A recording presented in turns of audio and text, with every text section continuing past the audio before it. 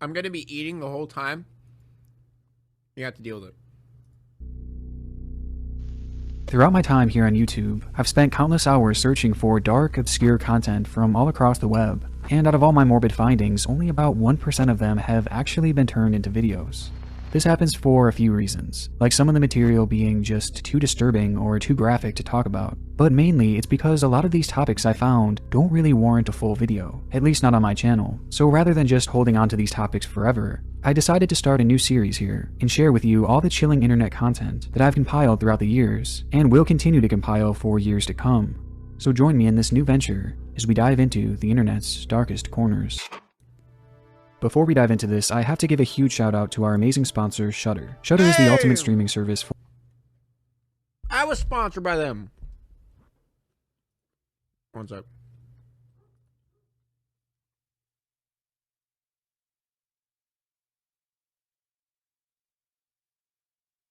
Alright.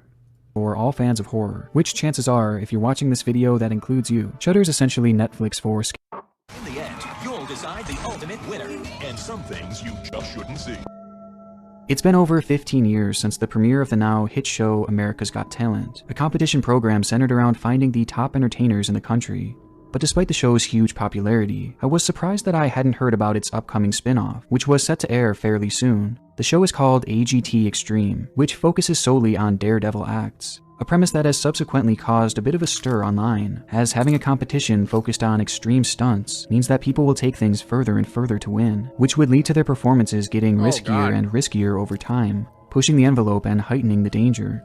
With this in mind, many critics have called out the show for how dangerous it could become, and as it fucking Derek Ruse. turns out, even before the first episode has made it to air, these critics may have already been proven right. On the 15th of October 2021, TMZ would publish an article outlining an incident that had recently happened on the set of the show. The accident supposedly involved 41-year-old Jonathan Goodwin, a man who had performed on AGT before, where he attempted other life-threatening challenges, all of which had gone off without a hitch, but this time was different. The article wrote, Jonathan Goodwin, a daredevil stuntman on the new America's Got Talent Extreme, suffered brutal injuries after a stunt he attempted went horribly wrong, and it was so bad, people on set thought he was dead. The article would then go on to explain the stunt that Jonathan had attempted to perform and how exactly it all went wrong. Goodwin was suspended 70 feet in the air in a straitjacket, hanging by his feet from a wire. 2 cars were suspended on either side of him, swinging back and forth. The stunt was for Goodwin to free himself from the restraints, and then fall on an air mattress and avoid getting crushed by the cars as they swung in the air. Then something went horribly wrong, and the cars smashed together, sandwiching Goodwin in between them. The impact caused the cars to explode, erupting in a gigantic fireball. Goodwin fell to the ground and hit his head. The article then mentions that Jonathan's exact conditions weren't known, but that his injuries had been incredibly severe, having to be airlifted to a nearby trauma unit. The scene described sounded absolutely crazy, as the stunt Goodwin had performed sounded unlike anything I've ever seen before. How did you even and come up following with the release that? of this story, curious readers wanted to know more, as they wondered whether the ordeal was filmed, and if that footage would ever get released. But according to the article, this had happened on the day of rehearsal, meaning that there was no live studio audience, and the cameras potentially weren't even rolling. And even if the show had been filming, it seemed highly unlikely that they would ever choose to release this footage. However, as it turns out, during the whole event, another camera had actually been recording on set that day, which just so happened to capture the entire thing. It's unclear who was behind the camera, though many believe that it was likely a staff member who had pulled out their phone to film the act. And somewhat unsurprisingly, just days after the initial report, this very video would emerge, quickly spreading to... Alright, one sec. practically every social media site across the internet.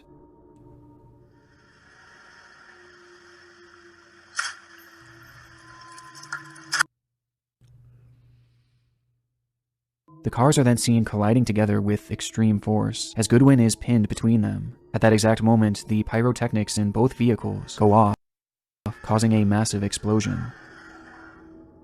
Okay, he didn't show it.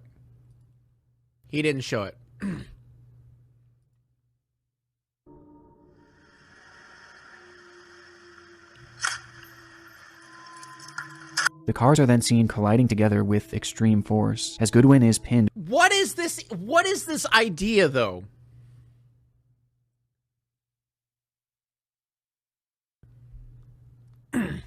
What is this idea? Like, who would have even thought of this? Between them. At that exact moment, the pyrotechnics in both vehicles go off, causing a massive explosion. Jonathan would then collapse 40 feet to the ground below, falling headfirst. The video is horrifying, and it's easy to understand why people on set thought Goodwin had perished, as every time I watched the clip, I couldn't imagine how anyone could survive such a devastating incident. But shockingly, Goodwin would actually regain consciousness that very day, and despite suffering serious injuries like 2 broken legs and burns throughout his body, he doesn't appear to be in critical condition anymore, as he's even taken to his Instagram page to let his fans know that he's going to be okay. And though his road to a full recovery is clearly going to be difficult, it's still amazing to see him alive and in such good spirits. Following the news breaking— Hey guys, I have an idea. Hang me on a rope. All right. We're going to have 2 cars swing at me. Hopefully I fall before it hits me. That's not even creative. That's just like wanting to die. On this story, and the video finding its way around the internet, America's Got Talent has halted production on the show, and it's currently unclear where they will go from here. Though if they do decide to carry on with its production, I personally find it likely that this won't be the last time we see an accident like this.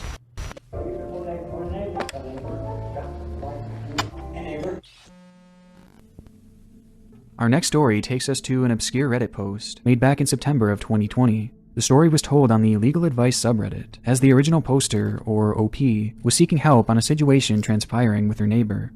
OP described the situation as follows. I live in a duplex with my husband and my son, who is only a few months old. My father-in-law owns half of the duplex and is renting to us, and the other half is owned by an older woman and her adult daughter. My father-in-law has known the woman for over 15 years and told us before we moved in that the daughter was mentally ill and had strong delusions on occasion that caused trouble with the previous tenants. Oh God. The last tenants apparently had to get a civil anti-harassment order placed against the daughter, but eventually moved out when the behaviors never stopped. Apparently, the neighbor accused them of kidnapping and abusing their children, as well as abusing their dogs. What? My husband and I brought our son home a few months ago, and we didn't have any issues with the neighbor until about 2 weeks ago. She has begun banging on and throwing things at the walls when our son cries. She screams at us as well, but I usually can't hear what she's actually saying, over the screaming baby. And the 2 dogs going absolutely ballistic because of the banging. It's absolute chaos, and it made my postpartum anxiety so much worse. Every time the baby cries, I experience intense panic, waiting for the screaming and the banging to start. We have called the non-emergency police line twice when I can't handle it anymore and I feel close to a meltdown. And the first time they talked to her and she stopped doing it as often, maybe once every 2 days. Tonight she is back and it is worse than ever. The air quality is so bad right now from the fires that I can't let the dogs out for long to stop them from barking. And the barking makes the baby cry harder, which makes the neighbor scream and pound on the walls harder. The officer I spoke with says that we can try to get a civil anti-harassment order placed, but he knew for a fact that her behaviors never stopped after the last tenants had tried that. And he says his unofficial advice would be to live somewhere else. Wow. Imagine saying that, dude. Don't like it here? Move. You know? Is that seriously my only option? We can't afford to move, but I can't keep living like this. The post was met with minimal engagement, as many glossed over the story, not thinking much of it, and those who did respond seemed to have a mixed reaction. Some actually sympathized with their neighbor, as sharing a wall with a screaming baby would obviously not be a fun situation, and especially for someone with a mental illness, who seems to react negatively to loud stimuli. While others found the neighbor's response to be fairly worrisome, as it was clear that the behavior had been escalating. But whichever side these commenters took, they all seemed to be in agreement on one thing, that there wasn't much OP could do, other than simply move out. And with that, the post quickly faded into obscurity with no resolution to be found, quickly being lost in the endless content of Reddit. But surprisingly, the story wouldn't end there. In fact, nearly 7 months later, an update would be made, thrusting what was once an unknown story into the limelight. OP's post read, Update, neighbor bangs on shared duplex wall when baby cries. My first post never got much attention, but the outcome was pretty wild. In October of 2020, my husband and I were renting a duplex where my father-in-law owned the half we lived in. We brought our son home from the NICU in August, and towards the end of September, the neighbor, 40-year-old female, started to pound on the shared wall if she could hear him cry. The pounding escalated over the next 2 months. The neighbor bought a megaphone to yell through the wall and threatened to rip us apart. What? Okay.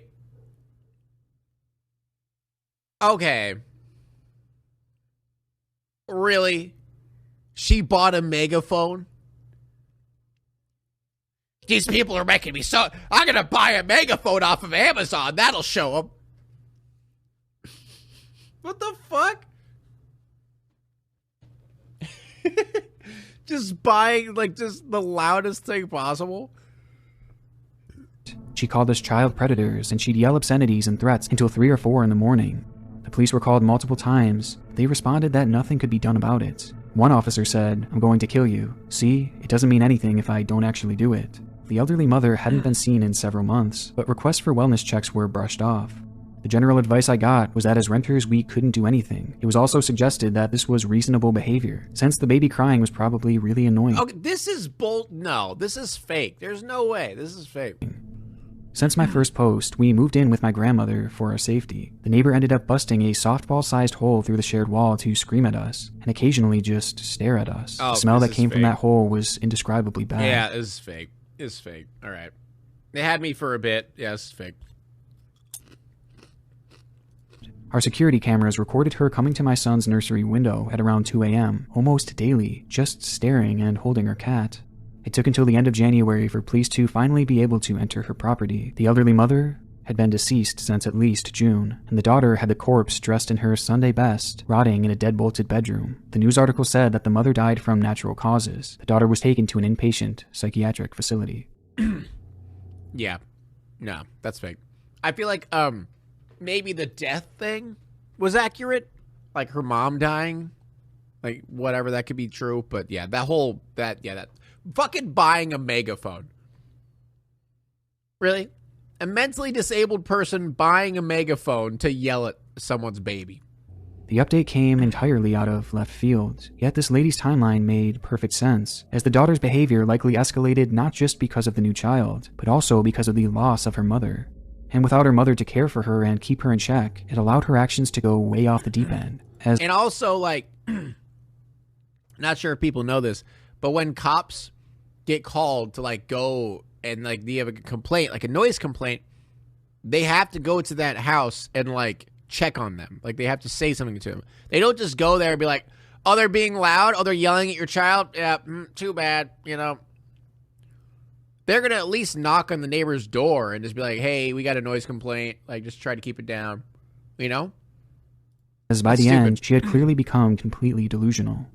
However, this is Reddit, and with Reddit comes a slew of fake stories designed to go viral, which alone caused many to instantly write this whole situation off as a hoax. All right, but digging deeper, prove it. This doesn't actually seem to be the case, Prove as someone it. finds news articles outlining a virtually identical situation.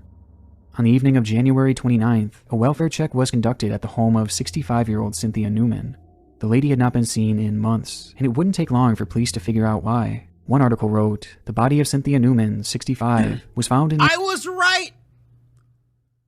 I was right! Oh, I'm a genius! See, I told you, the whole death story of, like, the old lady and stuff, that's true.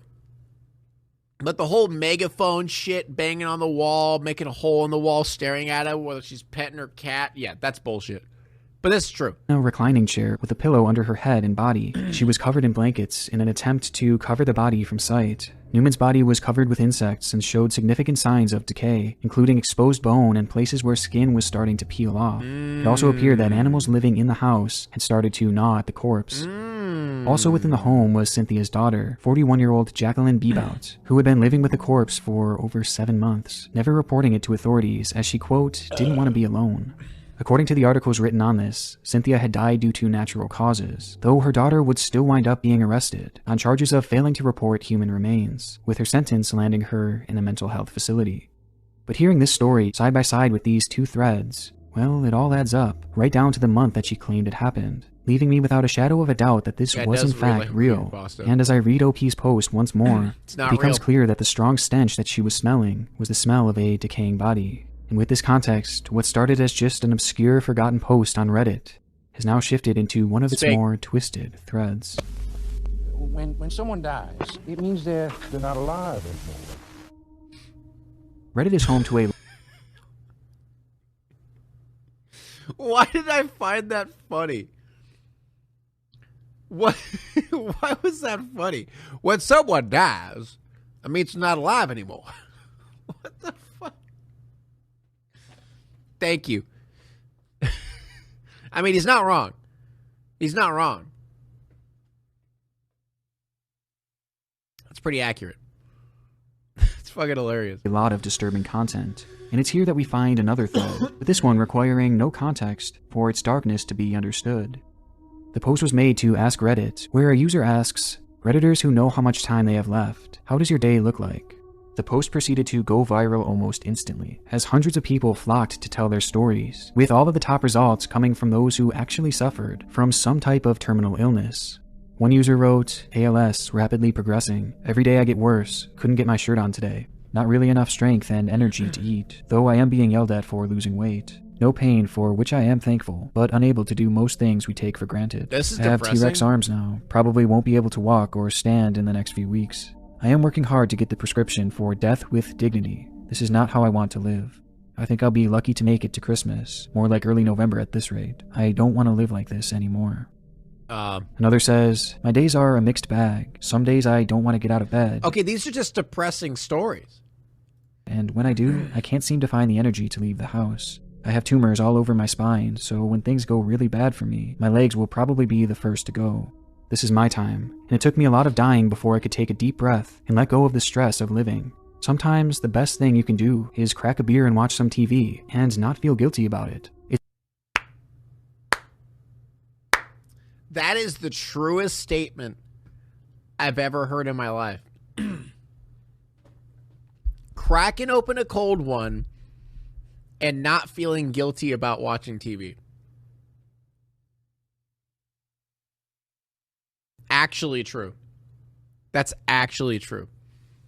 Not gonna lie, not feeling guilty about like playing games or watching TV that's the best feeling in the world.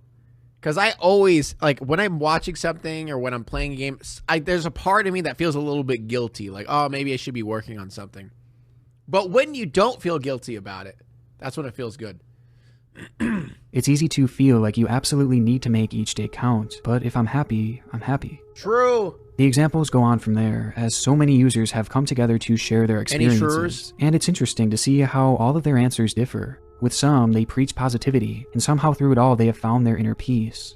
While others, well, are clearly struggling to come to terms with what will soon happen to them. With most feeling guilty for what they have put their families through, and what their families will soon go through once they're gone.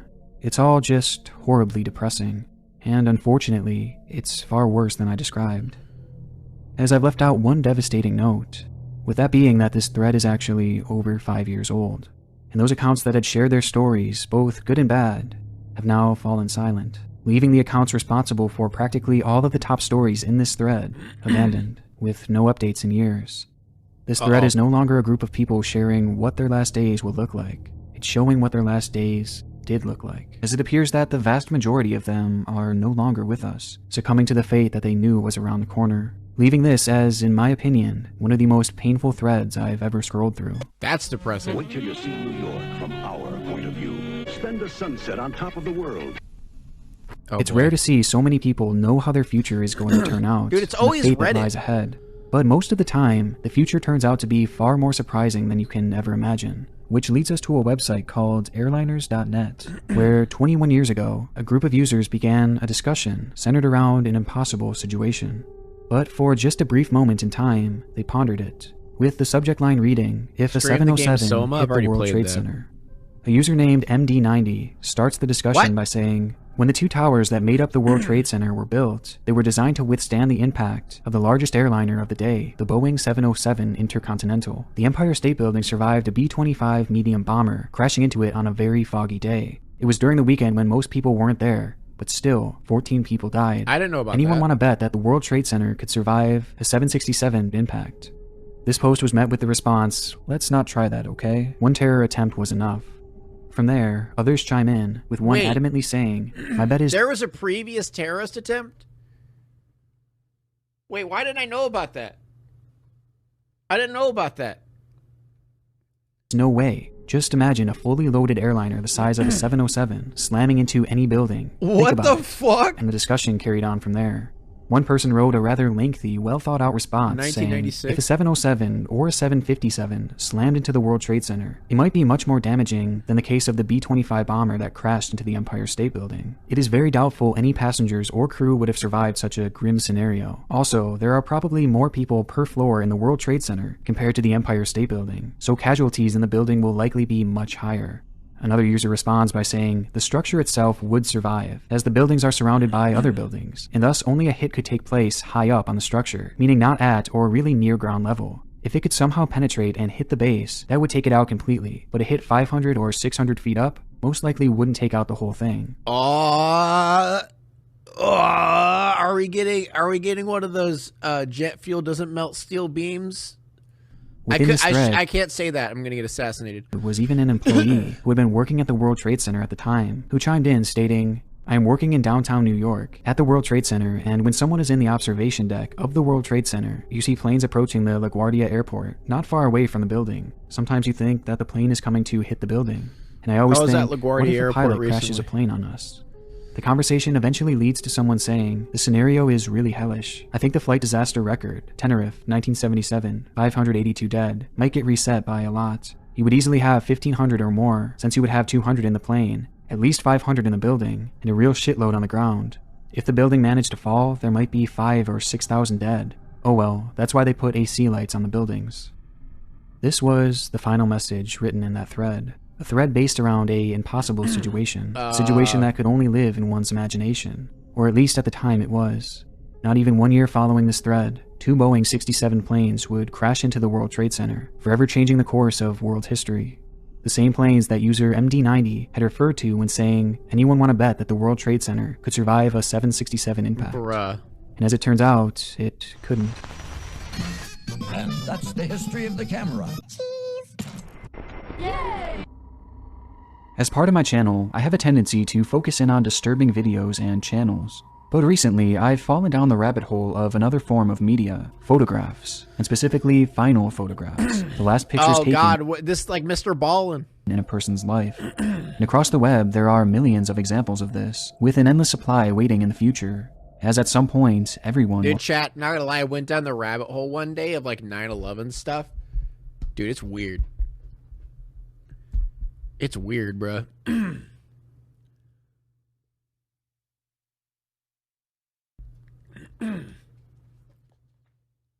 The only thing I was confused, weirded out about is that no one knows that there's a third tower that fell.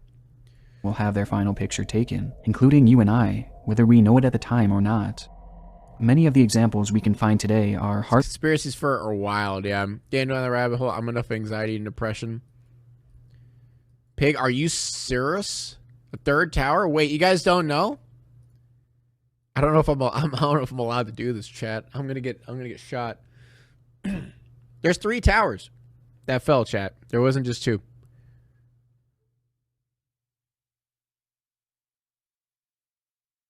Yeah, tower number 7.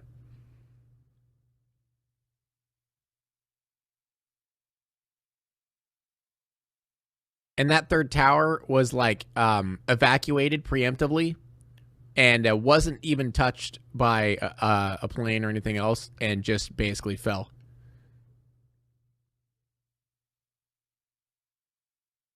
It's pretty sussy, dude. I'm just saying.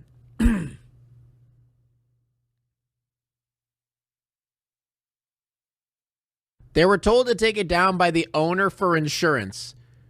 During an attack, during the attack, they're like, you know what? I think it's a good time to take it down for insurance. Go ahead and take it down. We're getting attacked. We got some terrorist attack going on. Just go ahead and knock it down.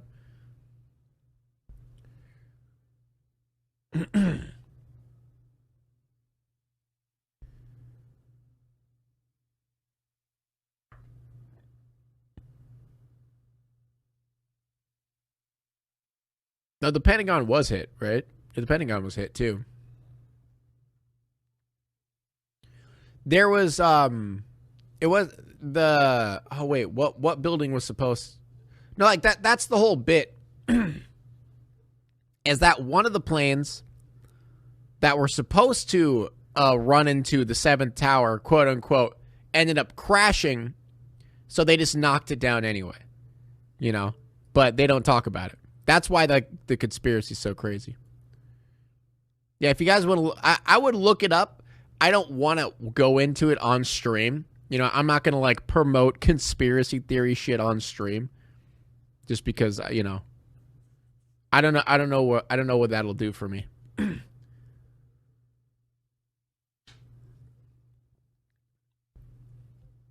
The Pentagon plane was taken over by passengers and crashed into the field. No, that was the plane that was supposed to be for Tower 7. The Pentagon did get hit. But the one for Tower 7, which is the tower that no one knows about, yeah. Funny thing is, most conspiracy theories are technically possible. True. No pig. All right, I'll stop. Let's go. Heartbreaking or even inconspicuous. We're while screwed. Others, They're watching are us. much more disturbing. On April 18th, 2021, a torrential rainstorm began to wreak havoc in Houston, Texas, along with many surrounding areas. The rain fell in excess of 24 inches within just a single day, flooding the streets and many of the waterways nearby, leading to roads being completely covered with feet of rushing water. And unfortunately for 21-year-old Darren Mitchell, he would be caught directly in its crossfire. After attempting to make his way home on Highway 105, the floodwaters quickly overtook the road around him, to the point that it was impossible for the car to move any longer, leaving Darren stranded in his vehicle at the mercy of the raging water that was rising quickly. And given the conditions of that road in particular, well, he knew rescue would likely be a long ways away. Before Darren knew it, the water had made it all the way up to the top of his car as it slowly began trickling in through the crevices. Growing increasingly helpless, Darren decided to call up his family just to tell them that he loved them, while also mentioning that he had managed to make it out of his car and that he believed he was going to be safe. Though sadly, this wasn't actually the case, as just minutes later, he would use his phone to snap this picture. He would then post the shot to Facebook with the caption, "And all I wanted to do was go home." Moments later, worried onlookers would witness Darren's truck begin to roll before flipping over completely and disappearing into the raging water. Darren's body would be recovered days later, leaving him as one of the 5 victims to fall to this deadly flood. Now that's Another chilling sad. final Holy photograph shit. comes from an ex-couple who had been partaking on a hiking trip in the Alabama countryside. 18-year-old Jolie Callan and her boyfriend Lauren Bunner had been separated for some time, but the two decided to head out on one last hike as a chance for them to come to terms with the end of their relationship and hopefully start a new and civil friendship. By this time, Jolie had moved on with someone new and was all set to start college, but she wanted to remove any ill feelings with Lauren as she began this new chapter in her life. Together, the pair traveled up the mountains in Chia State Park, where Bunner would chronicle the entire day on his Instagram page. He posted photos of Jolie walking her dog, as well. Wait, is this the one where like he took a picture of her like on a cliff and then he pushed her off of it after he took the picture? As just taking in the gorgeous scenery around them, with this shot proving to be incredibly stunning, as it shows just how vast the woods were that surrounded them. Bunner would snap this picture before quickly posting it to Instagram as a way to cherish this memory, his last memory with Jolie. Just moments after taking the picture, Bunner would put his phone down and pull out a handgun that he had concealed in his pocket. He would then fire one shot in the back of Jolie's head, before flipping her around and shooting her once more to seal the deal. He then dragged her body to the edge of the cliff that she was seen here looking over, before pushing her off. Bunner was arrested that day after turning himself in, as it was clearly an attack done out of jealous rage, as he took exception to the fact that Jolie was moving on with her life, leaving him in the past. And it's likely that in this very moment, Jolie had no idea the fate that she was about to meet, and the plans that Lauren had for her that afternoon. But of all the final photographs that I've found recently, there's one that I find especially chilling, as it just leaves so much to the imagination. On June 6th, 2020, a group of friends had gathered at Fayette County Park to celebrate 46-year-old Biba Henry's birthday. As night started to fall and the party had begun to die down, Biba and her sister Nicole Smallman decided to stick around the park and continue the celebration, partying into the early morning hours. The two played music, danced, and waved around fairy lights, enjoying the day as if it was their last. And wanting to document the festivities, the ladies would set up one of their phones and begin photographing themselves. The phone was connected to a clicker that the girls would use to snap over 100 pictures, documenting their night in this dark wooded area.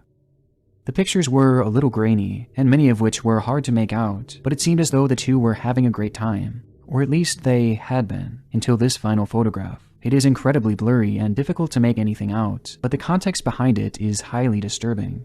Just comparing it to the photograph taken right beforehand, it appears as though both subjects had been posing for a photo, before quickly turning to their left at the same time, almost as if something off camera had caught their attention, and even startled them. You can see Nicole Smallman looking to her left, and the body of Biba Henry turning that way as well. But besides that, nothing else can really be made out, which makes it all the more bizarre once it's revealed that this would be their last photograph, as the two would be found hours later, having suffered over 30 stab wounds, with their bodies being hidden under nearby brush. The two women had been brutally murdered. Following a lengthy investigation, it would eventually be determined that the two had been attacked that morning by 19-year-old Daniel Hassan, and his motive was incredibly bizarre, as he believed that he had made a deal with the devil, who had told him that if he sacrificed 6 people every 6 months, then he would one day win the Powerball jackpot. Oh, you gotta be kidding me.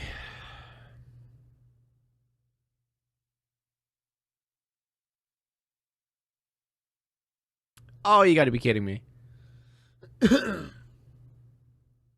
Oh, man. I hate... Dude. This is why I stay inside all the fucking time. Daniel truly believed that the only thing standing in the way of him and millions of dollars was the sacrifice of 6 people. And so that's exactly what he tried to do.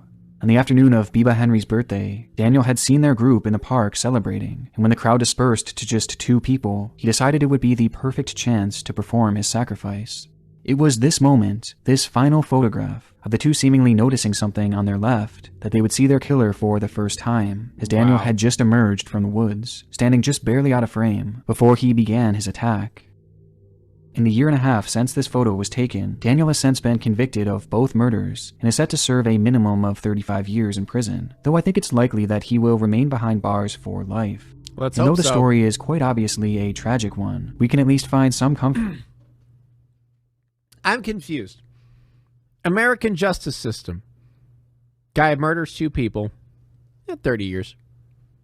Let's not give him life. I mean, why? Why? I'm sure he'll learn his lesson. I mean, sure, he robbed these 2 girls of their life, but, like, he deserves a life, right? Is in the UK. Okay, UK justice system. They both suck. Comfort in the fact that Daniel will no longer be able to carry out the remainder of his sacrifices. The internet never ceases to amaze me with its disturbing content, as every day new twists. God. That's awful. Now it's time to walk away. I hope you enjoyed your stay. Did you laugh or cry or maybe subscribe? I'll thank you either way. You know I will miss you. I hope you return. Tell your friend or your mother to get me more views.